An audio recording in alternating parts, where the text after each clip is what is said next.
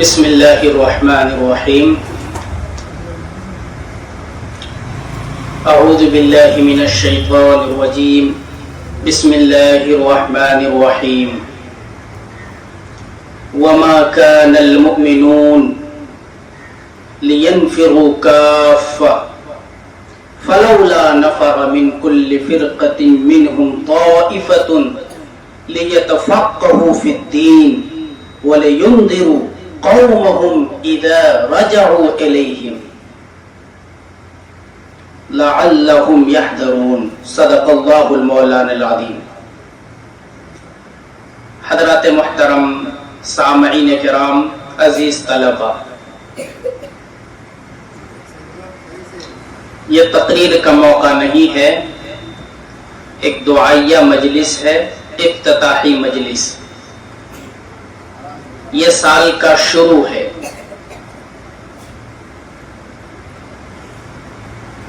سب سے پہلے ہمارے جو عزیز طلبہ ہیں وہ بھی اپنے ذہن میں رکھیں، ہمارے اساتذہ کرام بھی اپنے ذہن میں رکھیں،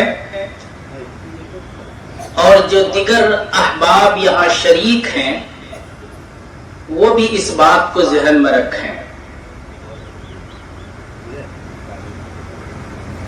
آپ سب عزیز طلبہ پڑھنے کے لیے آئے ہیں۔ کس کے لیے آئے ہیں؟ پڑھنے کے لیے۔ کیا پڑھنے کے لیے؟ آپ سب سے میں مخاطب ہوں، پہلے کیا پڑھنے کے لیے آئے ہیں؟ علم دین حاصل کرنے کے لیے آئے ہیں، اس علم کو پڑھنے کے لیے آئے ہیں جو علم نبی کریم سرکار دو جہاں صلی اللہ علیہ وسلم پر سب سے پہلے اترا، آسمان سے جو پیغام ملا، سب سے پہلا پیغام تھا، وہ وہی تھا جو آپ یہاں پڑھنے کے لیے آئے ہیں۔ اقرأ بسم ربک الذی خلق، پڑھو، مگر صرف پڑھو نہیں، وہ پڑھنا پڑھو جس میں تیرے رب کا نام شامل ہو۔ قرآن کریم کی اس آیت سے اور اسلام کے اس سب سے پہلے پیغام سے یہ بات واضح ہوتی ہے کہ جس علم کے لیے ہم سب یہاں جمع ہوئے ہیں وہ علم سب سے اہم علم ہے۔ یہ وہ علم ہے جسے علم دین کہا جاتا ہے۔ جسے کیا کہا جاتا ہے؟ علم دین۔ ہم نے قرآن کریم کی ابھی جو آیت پڑھی ہے، اس آیت کریمہ پر غور کیجئے گا کبھی۔ اس آیت میں اللہ تبارک و تعالی ارشاد فرماتے ہیں کہ سبھی لوگ نکل جائیں، یہ ممکن نہیں ہے۔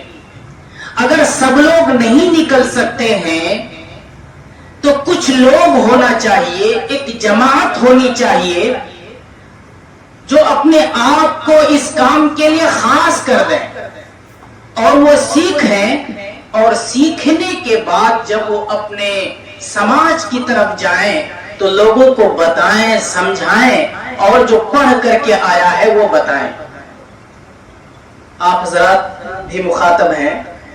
قرآن کریم کی اس آیت میں مفسرین جو اس آیت کی تفسیر بیان کرتے ہوئے لکھتے ہیں وہ یہ ہے کہ اس آیت نے اس مسئلے کو واضح اور کلیئر کر دیا کہ ایک جماعت ہونی چاہیے جس کا کام ہی یہی ہو کہ وہ خالص مولوی بنے۔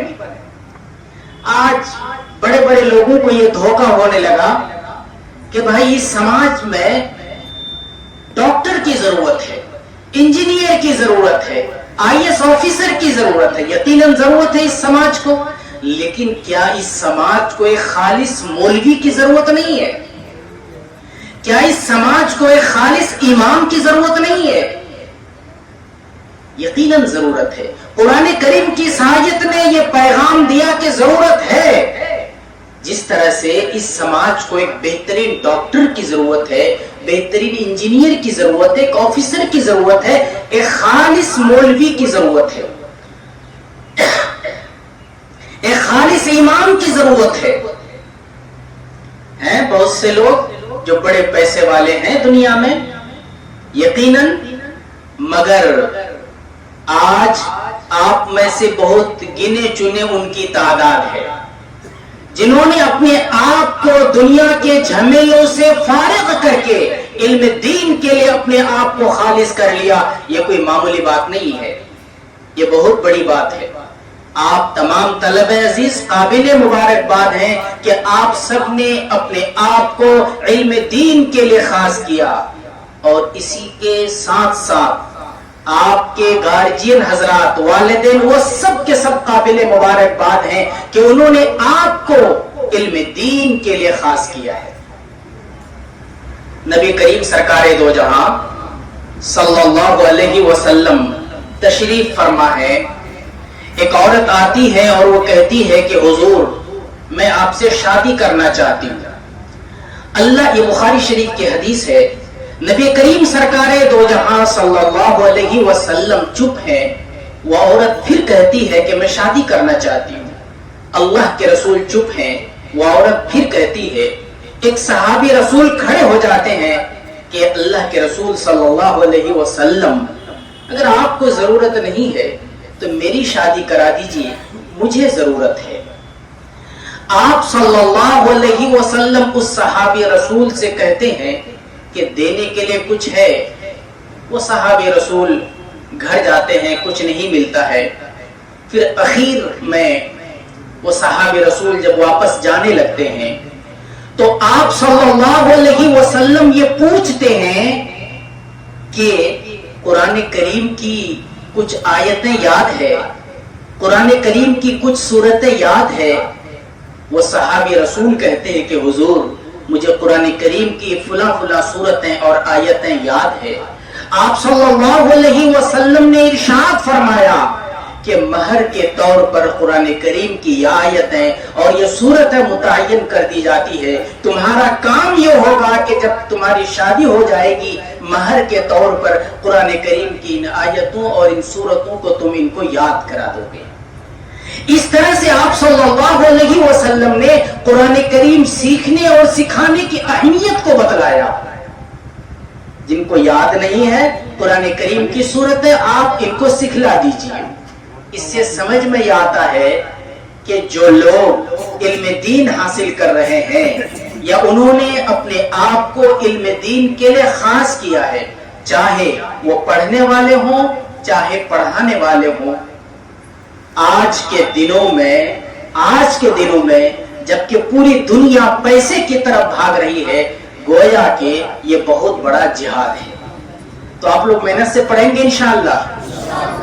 اور دیگر لوگ جو یہاں موجود ہیں، دیگر لوگوں تک یہ پیغام پہنچنا چاہیے کہ یہ مدرسے اس قوم کی ضرورت ہے، اس سماج کی ضرورت ہے. اب یہ غور کیجئے کہ جس وقت انگریز کی اس ملک پر حکومت تھی اور برطانیہ کے پارلیمنٹ میں یہ پاس ہوا تھا کہ آخر ہندوستان میں ہماری تہذیب، ہماری ثقافت کو فروغ کیسے ملے گا، عیسائی مشنری، عیسائی طاقتیں، اس کو فروغ کیسے ملے گا.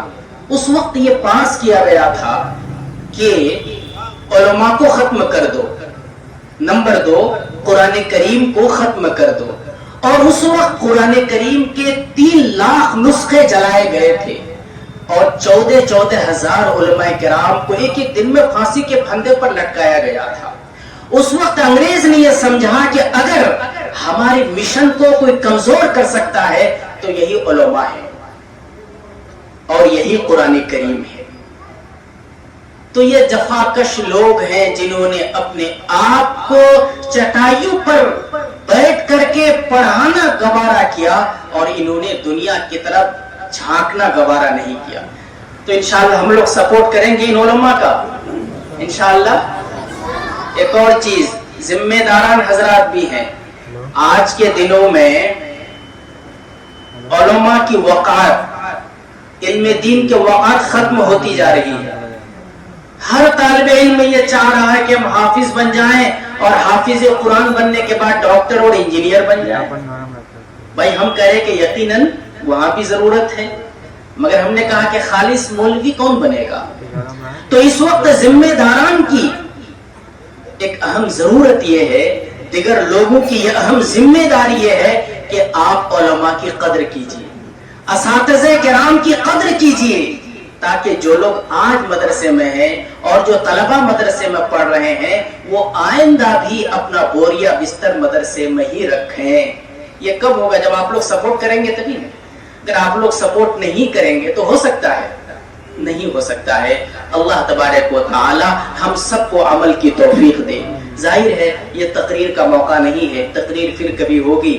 اس ادارے کے جو بانی اور فاؤنڈر ہیں حضرت مولانا کبیر الدین فاران صاحب، ان کے لیے دعا کیجیے، اللہ تبارک و تعالی انہیں صحت و عافیت سے رکھے، اور اتنا بڑا خوبصورت گلشن جو انہوں نے قائم کیا اس کو قیامت تک آباد رکھے، اور اس کے جو محافظ و نگراں ہیں محتمم مولانا ارشد کبیر خاقان مظاہری، ان کے لیے بھی دعا کیجیے، تمام معاونین کے لیے دعا کیجیے، اساتذہ کے لیے دعا کیجیے، طلباء کے لیے دعا کیجیے، اللہ تبارک و تعالی انہیں صحت و عافیت سے رکھے، آمین۔ وما علینا الا البلاغ۔